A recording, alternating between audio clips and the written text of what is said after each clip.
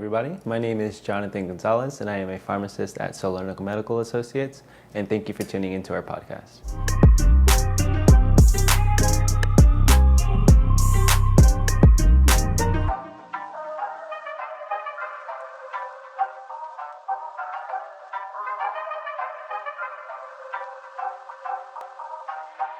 My name is Jonathan Gonzalez. I am a pharmacist here at Salerno Medical Associates. I completed my undergraduate degree at Fairleigh Dickinson University, then completed my PharmD at California North State University. After graduating from California North State, I pursued a residency at North Beth Israel Medical Center, which I just graduated a couple weeks ago. So I'm happy to pursue my career as an ambulatory care pharmacist here at Salerno Medical. It all started when I was an undergrad. I was a big athlete, used to play college soccer, semi-pro soccer, and my actual dream job was becoming a physical therapist. After kind of doing more research into the field itself, I realized that I didn't meet the criteria for physical therapy, as in the hours and volunteer work. So my next bet was pharmacy. At the time, I was still in pharmacy school, also playing soccer. Ended up breaking my leg, so that kind of just ended my, attempts to pursue professional sports, and I kind of stuck with pharmacy. I did receive my first job at CVS. I didn't think it was too terrible. My pharmacist at CVS did recommend for me to go to pharmacy school. He thought I'd be a great fit, and here I am today. So I did want to get out of the retail setting and do more hand-to-hand patient care, so this is why I'm here at Salerno Medical. Have you ever thought, especially now joining Salerno Medical Associates, of some major projects you want to do? Like, has there been some stuff like on a checklist, like, hey, I want to pursue this year as my first year officially being a doctor in pharmaceuticals, especially being handling with other clinicians and sharing details about medications they might be prescribing, as well as like sitting down with patients? Do you have like any major goals you want to do this year? So some major goals I did want to accomplish at Salerno Medical, one being the pharmacy department in general. So it's not very common that you see pharmacists in an ambulatory care setting, especially at a private practice. It's more in healthcare systems. So I did want to standardize the field of pharmacy, at least in our practice. So as you mentioned, medication orders are coming in from doctors all the time. Some might be accurate, some might not be as accurate. So I want to build up my pharmacy department to catch those errors and try to optimize the patient's therapy in general. I am excited for patient education. I love educating patients, even my own staff. So that's something I'm looking forward to. Diabetes education, hypertension education, even cholesterol education, and even being a part of some research projects, some having to do with geriatrics and dementia, how COVID can affect dementia, and then hopefully pursuing more research projects and developing some of our own. How do you describe like the major coronavirus strains? Okay, so we're all typical with the coronavirus, or we're familiar with the coronavirus. So similar to other viruses such as influenza, they mutate over time. So there are different strains out, alpha, beta, gamma, I think all the way even all the way up to like epsilon. So the one that we are experiencing here in the United States, which has increased over the past couple months, is the Delta variant. So with this being said, there might be slight changes into the spike protein of the Corona-19 virus, which might increase its ability to transmit to other patients or to other people. It might decrease the efficacy of some treatments that we have at the moment, and it might increase severity and symptoms. As of right now, there's not enough data to prove that it is more deadly than the original coronavirus, but as of right now, it has the ability to transmit from one person to another. Some of the treatments that I have seen, especially in the hospital setting, we all, I don't know if we're familiar with, but I'm super familiar with remdesivir, which was a treatment for patients who have decreased oxygen saturation. One of the mainstream treatments for coronavirus in the hospital setting was steroids. So dexamethasone was commonly prescribed in our setting here. I did have the opportunity to be at Salerno Medical at the start of the coronavirus, so this was probably back in 2020 or probably prior to that, to where we didn't know much data. So we were prescribing azithromycin, hydroxychloroquine, possibly even ivermectin, and just your typical symptom treatments, acetaminophen, cough suppressants, things like that.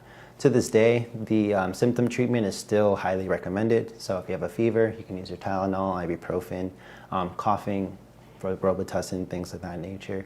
The other treatments, as for hydroxychloroquine, azithromycin, still a little controversial. I have seen it being used. I also have seen it recommendations against it. But as we are experiencing this more, we are getting more studies done, more research done, and now we have developed the vaccines against the coronavirus, which I highly recommend. Following up with that question, because I know you kind of like touched upon it, but major like medications or like vitamins that you think would be beneficial for patients who are currently contracting like COVID strain and might want to stock up, not too crazily, but yes. stock up for a potential, in a sense, reboot of COVID in the fall. Yeah. What are some things you might recommend for people to be safe and feel secure? So toilet paper is probably not one of the things you should be stocking up for. But what I would recommend, definitely something for fever. So in any infection in general, our body temperature will rise to try to kill whatever virus we're being infected with. So we do want to make sure that it's not too high. So acetaminophen could work. Ibuprofen also can help with fever as well. Other vitamins and minerals. Vitamin C is a common vitamin used to kind of help boost our immune system. Also zinc, and those could also help with any healing that a patient may be experiencing as well. There is some data or some use of vitamin D. So vitamin D could also be used for symptom management, as well as probably helping boosting your immune system, membrane stabilization of cells, as coronavirus will cause an increase of white blood cells trying to attack the virus in general, and that's where we hear the term cytokine storm, which was one of the theories of how patients get severely ill with COVID-19. So coughing is another symptom. So if you do have a productive cough, so mucus, you could use your Robitussin or guaifenesin.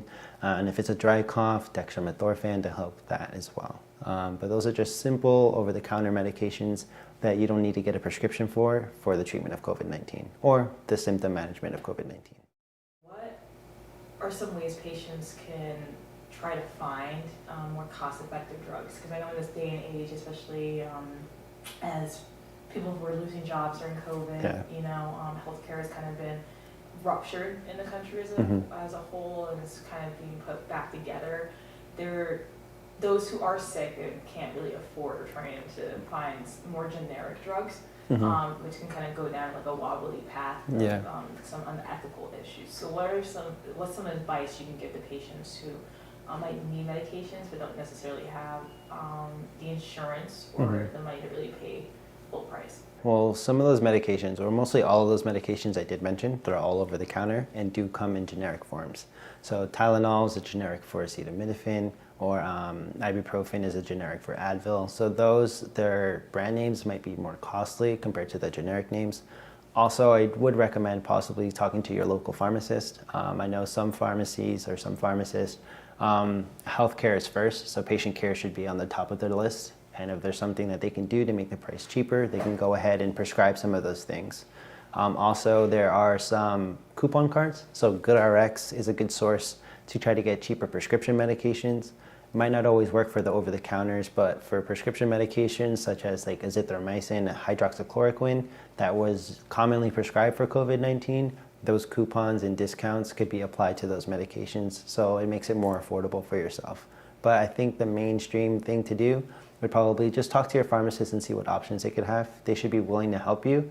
And if not, I think maybe you should try getting a pharmacist that does care about the patient rather than just the insurance claim and money. So, last question would be, if patients want to contact you, what's the best way they can, or even see you in office? Yeah, so as of right now, I'm part of the pharmacy department.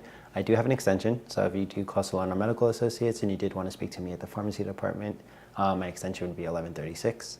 Now, if you are a patient that is willing to want to see me personally, I did sign a collaborative practice agreement with some of the physicians, so I could manage your medications personally. I will be able to look over your medication list, try to assess the medication and relate it back to a diagnosis, and also double check if that therapy is optimal for you. So we want to treat the patient, not the disease, because everybody's treated differently.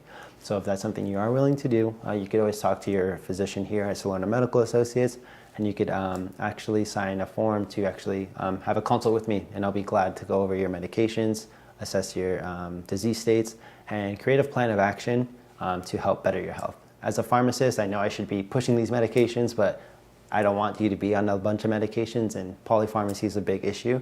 So we're trying to cut down on that list and get you your personalized treatment.